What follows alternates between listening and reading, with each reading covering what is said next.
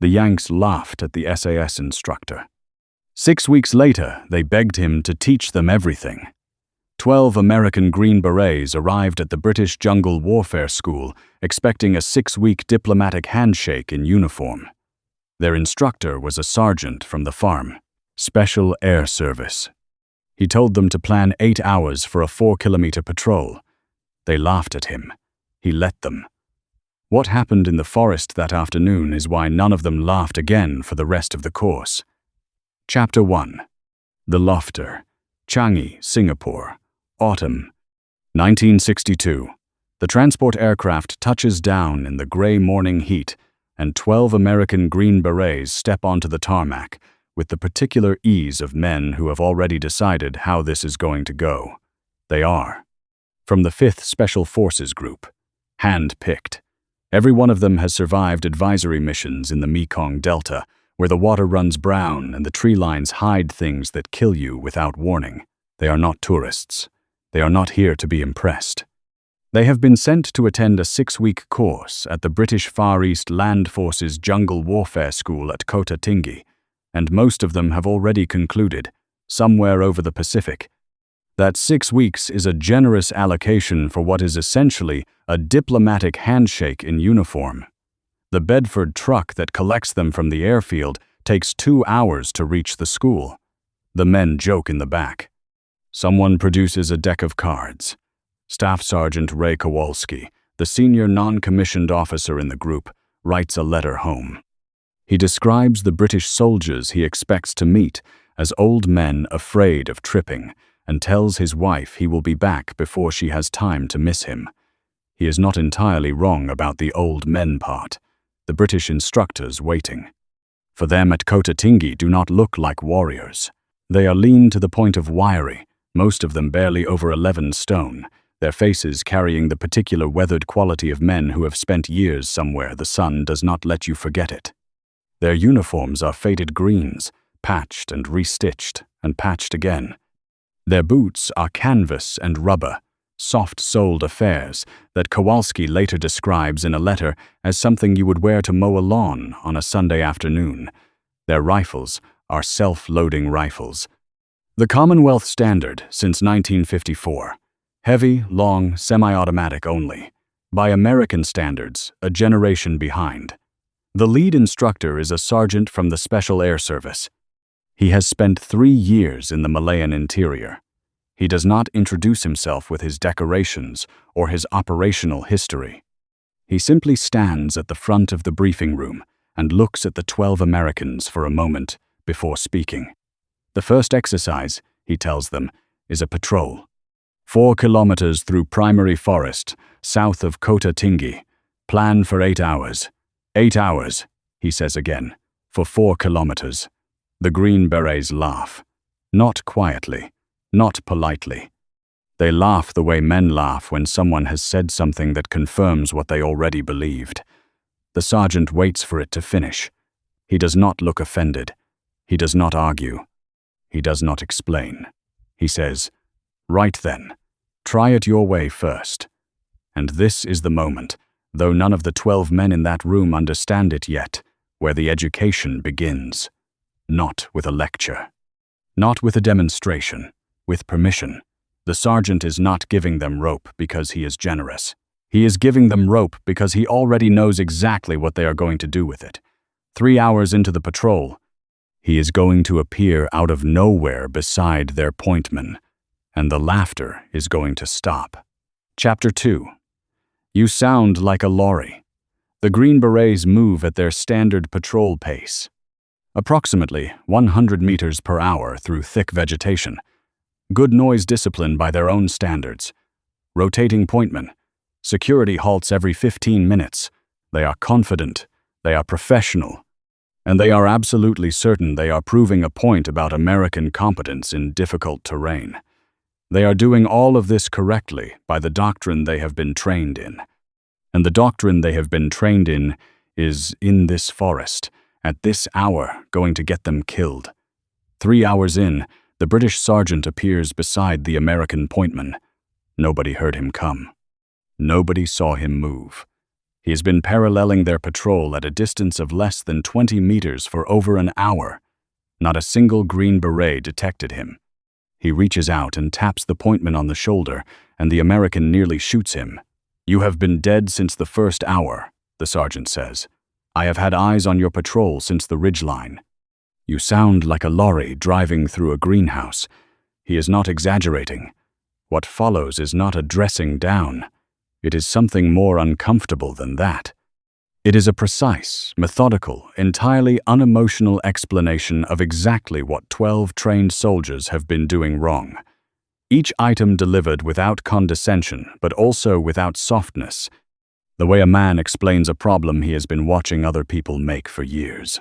Their standard-issue boots have hard-cleated soles that catch on every root and vine, producing a scraping sound audible at 50 meters in still air. Their metal canteen cups ring faintly with every step. Their nylon webbing rasps against bark each time they squeeze between trees. Their rifles snag branches with every lateral movement. Each sound, the sergeant tells them, is individually trivial. Together, they produce an acoustic trail that any competent tracker could follow blindfolded. He tells them, "A 4-man Special Air Service patrol, moving at our standard rate, barely registers above the ambient noise of the forest. Your patrol, with all that metal and those hard soles, is producing 3 to 4 times that level. The background noise in a quiet canopy sits around 30 decibels. The difference between what we produce and what you produce is the difference between invisible and dead. The Americans have no answer for this. Not because they are not intelligent or not professional.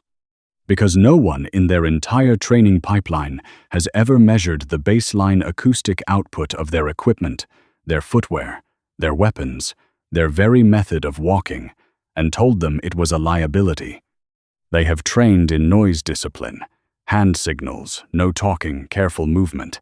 But noise discipline, as they understood it, meant not making obvious sounds. It did not mean understanding that the equipment itself, the kit they were issued, the boots they were told to wear, the rifles they were proud of, was announcing their presence to every tracker within 200 meters before they fired a single round. The laughter in the briefing room this morning belonged to men who thought they already knew what they were walking into. The 12 Green Berets stand in the forest and say nothing. The sergeant looks at them for a moment. Then he tells them to follow him, not to watch him. To follow him. He steps into the undergrowth and within 5 seconds he is gone. Not hidden behind something. Gone. The forest closes over him as though he was never there. And then, from somewhere to the left that none of them can identify, his voice comes back. "Keep up. The 6 weeks that follow will dismantle every assumption these men have about what it means to move through dense terrain. But before that can happen, they need to understand where the sergeant learned to disappear." And that story begins not at Kotatingi, but in a war that started 14 years earlier and that the British Army very nearly lost. Chapter 3. The War They Nearly Lost. The Malayan emergency began in 1948, and the British Army had no idea what to do about it. The enemy was the Malayan race's Liberation Army, communist guerrillas who operated from deep camps in primary forest, so thick that aerial reconnaissance could not penetrate the canopy. They emerged to attack rubber plantations, tin mines, and police stations, then disappeared back into terrain where the undergrowth closed behind them like a door. Many of their fighters had served as anti-Japanese guerrillas during the occupation, trained by the British themselves under Force 136. They understood how Europeans moved through dense terrain. They knew what mistakes they made, and they knew how to exploit every single one. Conventional infantry patrols blundered after them and found nothing. The guerrillas heard the British coming from 400 meters away and simply relocated. By the time a patrol reached a suspected camp, the fires were cold, the shelters stripped, the occupants 5 kilometers deeper into terrain. No conventional force could follow them through. By 1950, the army had tried everything in the manual. Battalion strength sweeps through suspected areas, cordon and search operations, aerial bombardment of camp locations identified by surrendered prisoners. The results were dismal. Dozens of operations to produce a single confirmed guerrilla casualty. Company after company thrashing through vegetation, exhausted, demoralized, for returns that barely registered on any map. Then a man named Mike Calvert arrived. Brigadier Calvert had commanded the Chindits in Burma, leading long-range penetration raids deep behind Japanese lines. He was aggressive, unconventional, and deeply unimpressed by what he found in Malaya. In 1950, he was given command of a new unit called the Malayan Scouts, which, by 1952, had been redesignated as 22 Special Air Service Regiment. Calvert's insight was deceptively simple. The army was treating the forest as an obstacle to be pushed through. Calvert understood it was an environment to be inhabited. The guerrillas were not winning because they were braver or better armed. They were winning because they belonged to the terrain in a way that British soldiers did not. Yet, Calvert intended to change that. His early patrols were rough. The men were tough enough, but their fieldcraft was crude and untested in this specific environment. The transformation began when Calvert recruited trackers from the Iban people of Sarawak, who had worked alongside British forces since the Second World War. The Iban moved through primary forest, the way a pike moves through water, silent, patient, reading the ground. They did not crash through vegetation. They flowed around it, testing each footfall with the outer edge of the heel before committing weight, stepping between fallen branches rather than on them. Everything they carried was lashed tight, wrapped in cloth, silenced against contact, and they moved with a slowness that seemed, to outside observers, like they were barely moving at all. Because in dense terrain, speed was not measured in distance covered. It was measured in noise created. The Special Air Service learned from them. It took years. The lessons were paid for in blood, in failed operations, in men who moved too quickly and were heard, and whose patrols were found before they found anything. But by the mid-1950s, Special Air Service four-man patrols were spending weeks in the deep interior, locating guerrilla camps that battalion sweeps had missed entirely. They established observation posts within 30 meters of enemy positions and sat there motionless for days, collecting intelligence that no amount of firepower could have produced, not through heavier weapons. Not through more men, through silence. One operation in particular showed what the new doctrine could achieve, and it was won not in a firefight, but in a swamp, over months, by men willing to endure conditions that should have broken them. What they found there changed the regiment forever. And what the regiment did with that lesson is why a British sergeant was able to vanish into a Malaysian forest in 1962 while 12 American Green Berets stood, 3 steps behind him, and heard absolutely nothing. To understand what Calvert built, you need to understand what he found when he arrived. British infantry in Malaya in 1950 were well-trained soldiers operating a doctrine that had been designed for a different kind of war entirely. A European war. A war of clear front lines, defined objectives, terrain that could be mapped and controlled and held. A war where speed and firepower were the decisive instruments, and where the man who moved fastest and hit hardest generally won. The Malayan jungle was not that war. In the Malayan jungle, the man who moved fastest was the man who was heard first. The man who hit hardest was the man who had already given away his position before he fired a single round. Every advantage that European military thinking had spent a century refining became, in that specific environment, a liability. The army's speed gave the guerrillas warning. Its firepower gave them nothing to engage. Its doctrine, built for a landscape of open fields and defined enemies, had no answer for an opponent who moved through triple canopy forest like water moving through rock. Calvert understood this not from a briefing room, but from the Burma campaign, where he had watched the Chindits learn similar lessons at considerable cost behind Japanese lines. He had seen what happened when European soldiers tried to apply European instincts to terrain that operated by entirely different rules. He had also seen, in the rare cases where those soldiers adapted rather than insisted, what became possible when a man stopped fighting the environment and started inhabiting it. The IBAN trackers he recruited were not supplementary to the Special Air Service. They were its first and most essential instructors. Everything the regiment learned in Malaya began with watching men who had grown up in this forest and understanding, slowly and with considerable humility, that what those men knew could not be shortcut or approximated. It had to be learned properly, at the pace the forest demanded, which was considerably slower than anyone from outside it preferred. The swamp. In 1958, the Special Air Service were tasked with hunting down a senior guerrilla commander known as Ahoy. He had been operating from camps deep in the Telok Anson swamp in Perak, a vast expanse of marshland where waist-deep water, mangrove roots, and suffocating humidity made conventional military operations nearly impossible. Previous company-strength sweeps had turned up only empty shelters and cold fire pits. The guerrillas simply moved deeper into the swamp when they heard the soldiers coming. The Special Air Service approached the problem differently. Small patrols moved into the swamp for weeks at a time. They waded through stinking water. They slept in hammocks strung between mangrove trunks. Leeches attached to every exposed surface of skin. Mosquitoes carried malaria. The heat was a physical weight.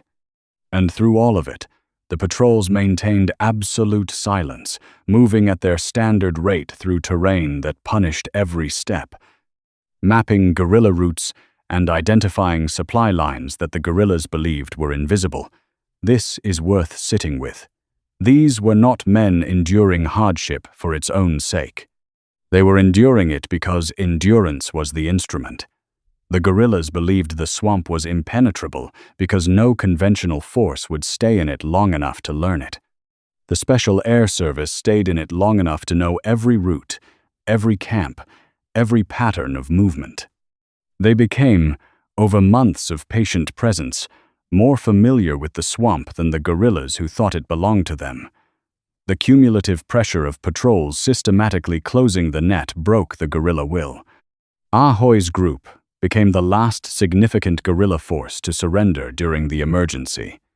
No single dramatic assault ended it. No gunship, no battalion sweep, no aerial bombardment.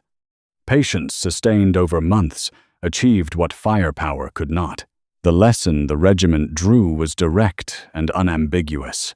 In the right environment, against the right enemy, the willingness to move through terrain so slowly and so quietly that you became indistinguishable from it was worth more than any weapon ever manufactured. They took that lesson to Borneo in 1962 and made it sharper.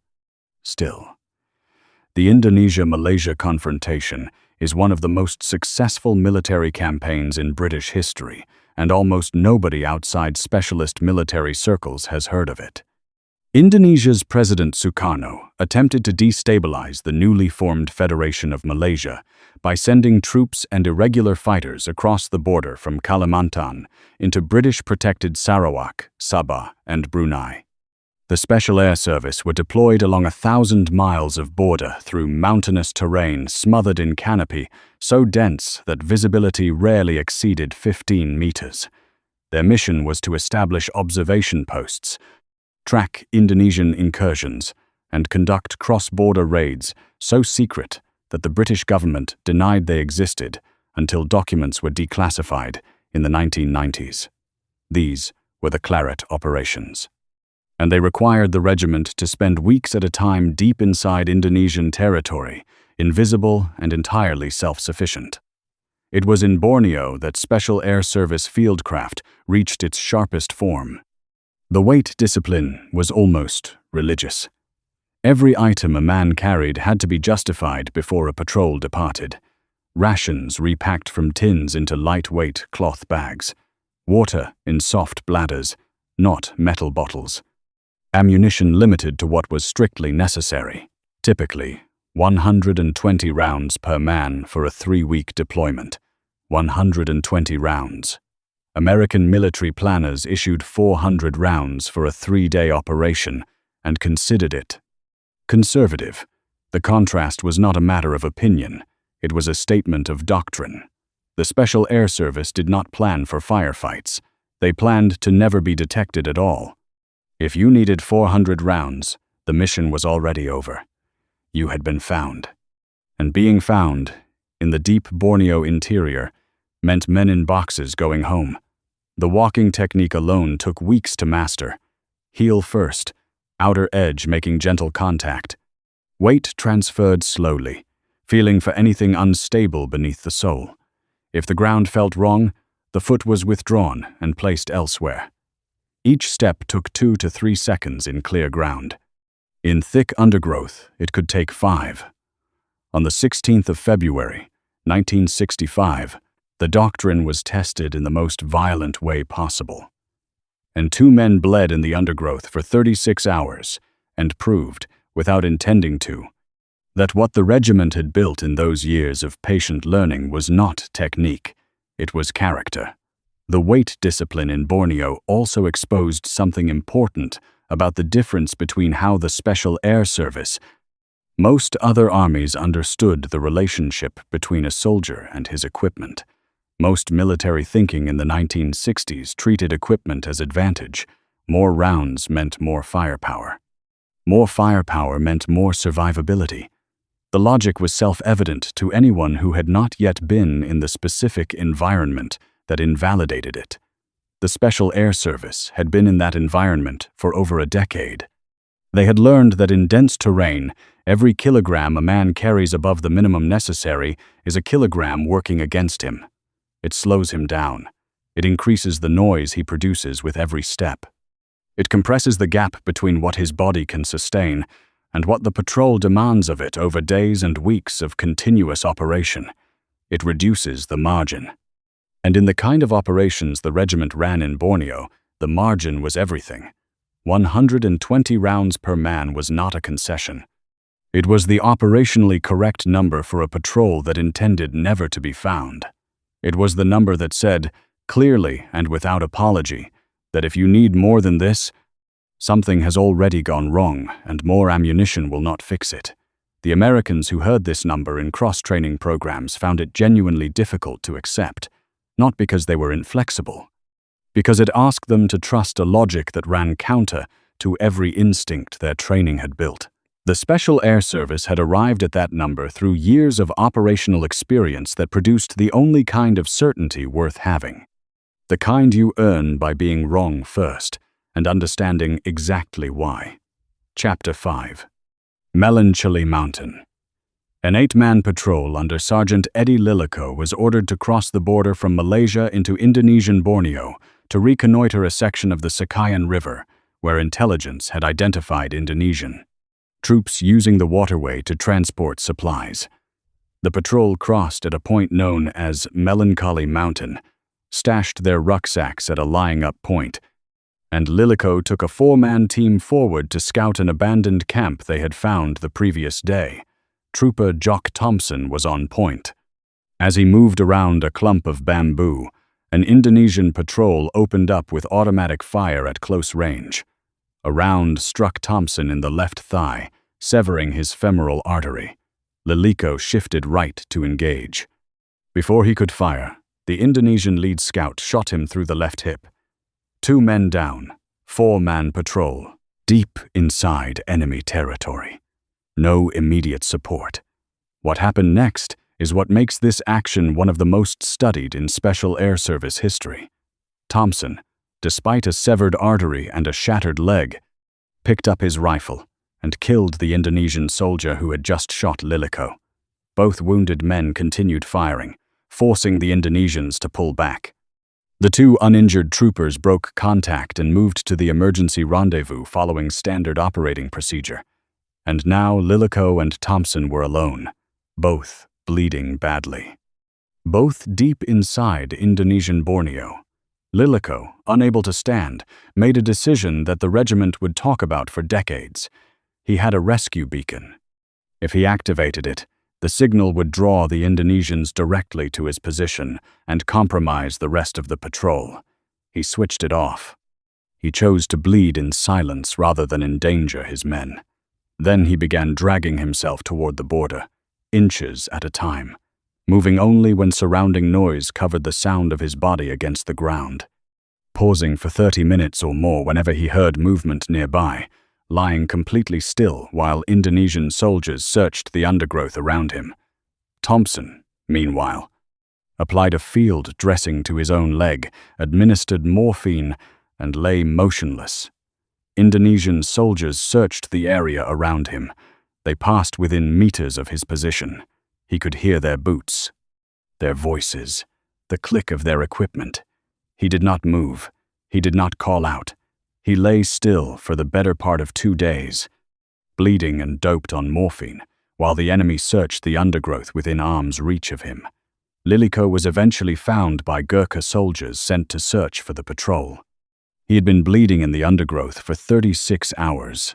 Thompson was recovered shortly after, barely conscious but alive. Both men survived. Both returned to active service.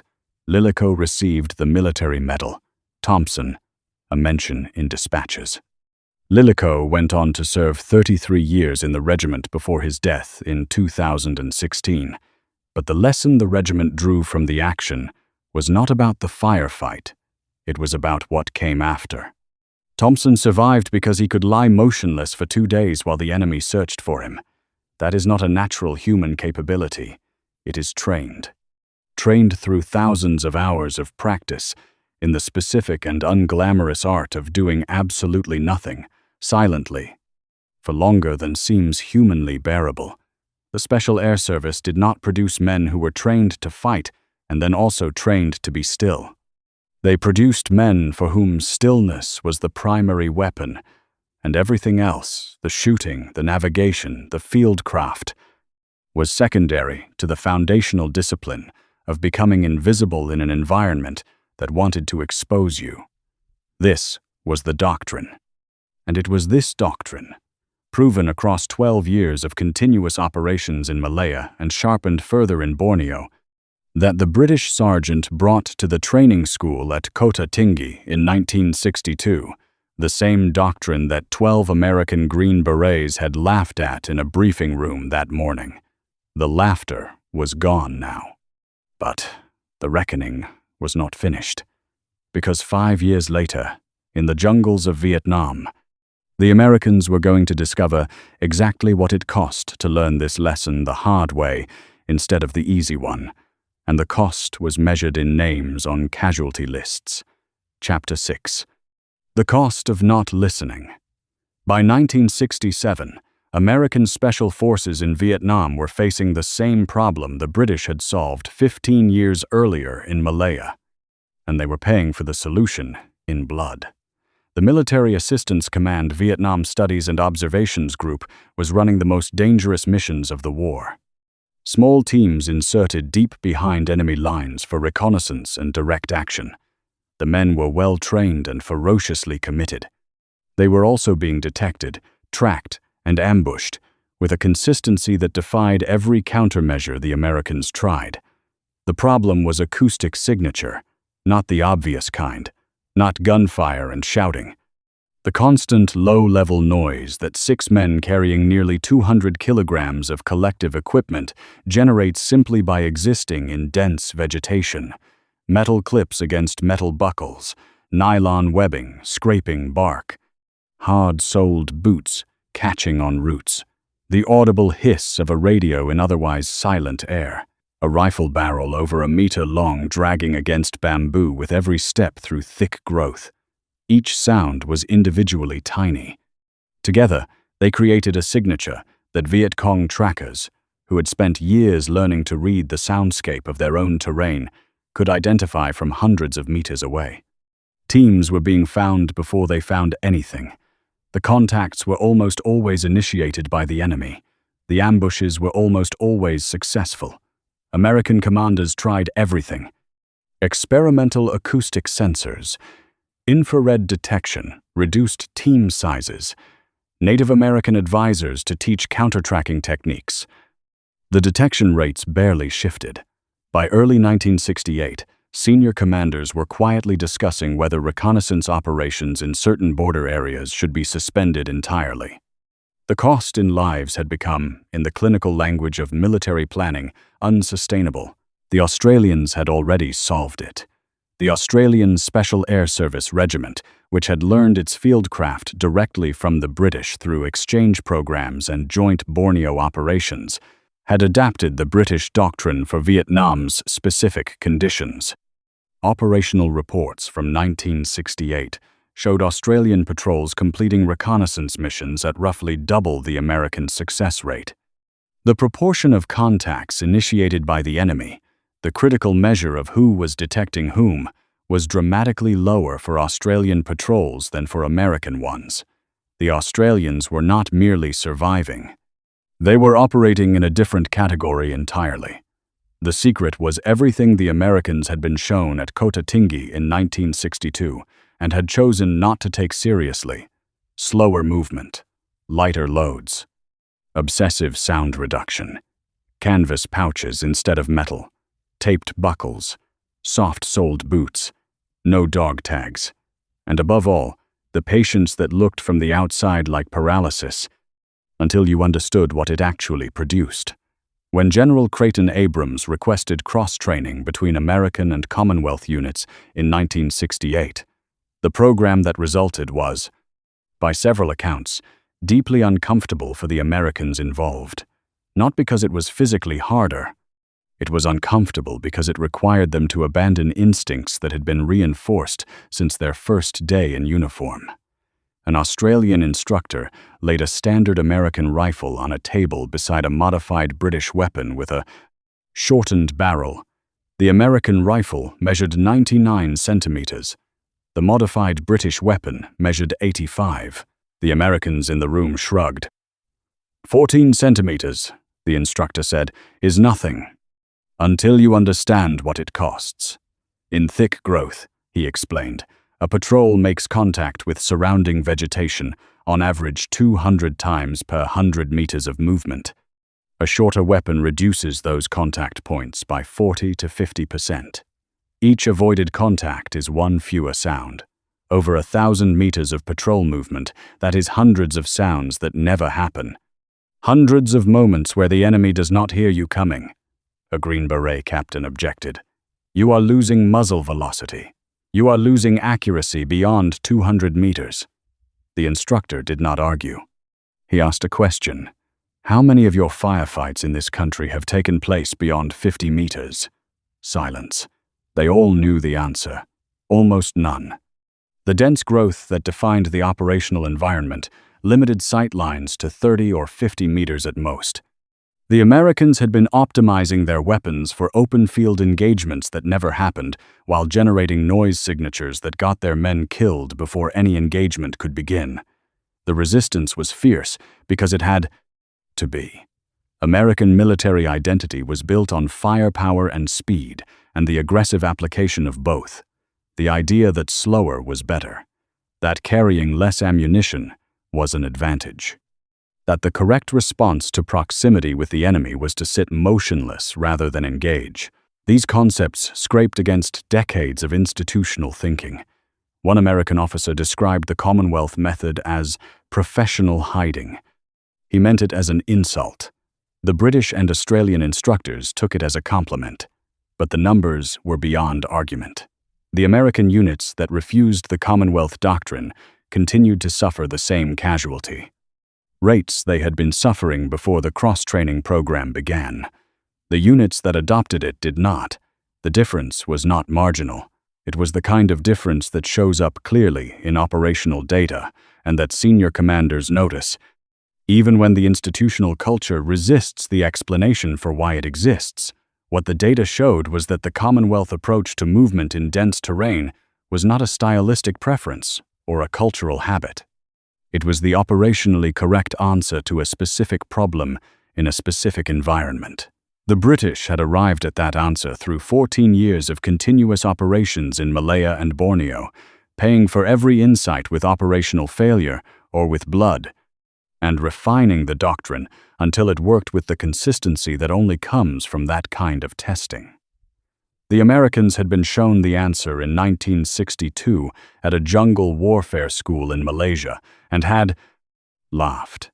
That laughter echoed through 5 years of names on casualty lists.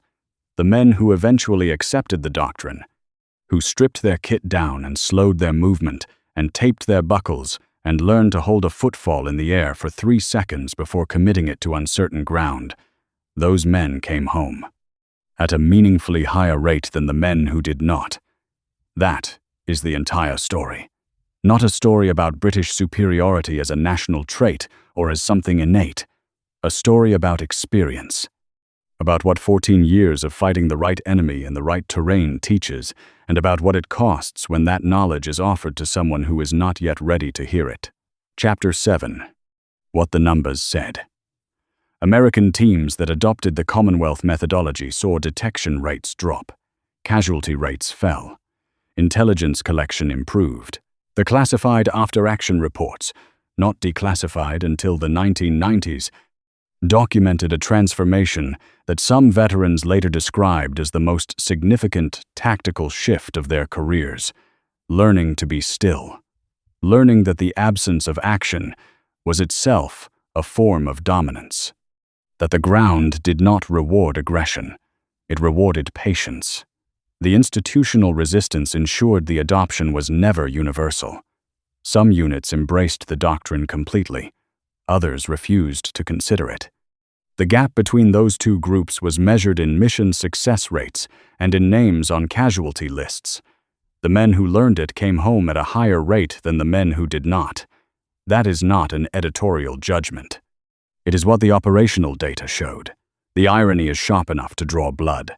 The techniques that American units struggled to accept in the 1960s became the foundation of modern special operations worldwide. Today, every Tier 1 unit in the Western world trains in methodologies that trace directly back to those special air service patrols in the Malayan interior. The slow, deliberate movement, the minimal load, the fanatical sound discipline. The patience that looks pathological from the outside until you understand that it is the single factor most likely to determine whether a patrol comes home intact. The Special Air Service never sought credit for this. That is not how the regiment operates. There are no press conferences from Hereford, no authorized accounts trumpeting institutional influence. The regiment moves through its own history, the way it moves through dense terrain, quietly, without unnecessary announcement. Back at Kota Tinggi in the autumn of 1962, the 6 weeks of instruction proceeded with the particular intensity of men who had stopped laughing. The Green Berets stripped their kit down to almost nothing. Canvas replaced metal. Hard soles were traded for something softer. The rifles that had been sources of pride were wrapped and taped until every surface that could produce contact with vegetation had been silenced. The walking technique was practiced until it stopped feeling unnatural, which took longer than any of them expected, because the body resists slowness when every trained instinct says move with purpose. By week 3, they were beginning to understand what the British sergeant had meant. Not intellectually. In their feet, in the specific muscular control of a heel placed on uncertain ground, in the quality of attention required to sustain that control for hours at a time without flagging. By week 5, Kowalski went back into the primary forest with a 4-man group that included 2 Special Air Service instructors. He was 30 meters behind them when they stepped into the undergrowth. Within 10 seconds, they were gone. Not hidden, not crouched behind something. The forest had simply absorbed them. He stood still and listened for a full minute. Nothing. Not a snap. Not a whisper. Not the distant compression of a footfall on damp ground. Nothing that was not the forest itself. He wrote home that night.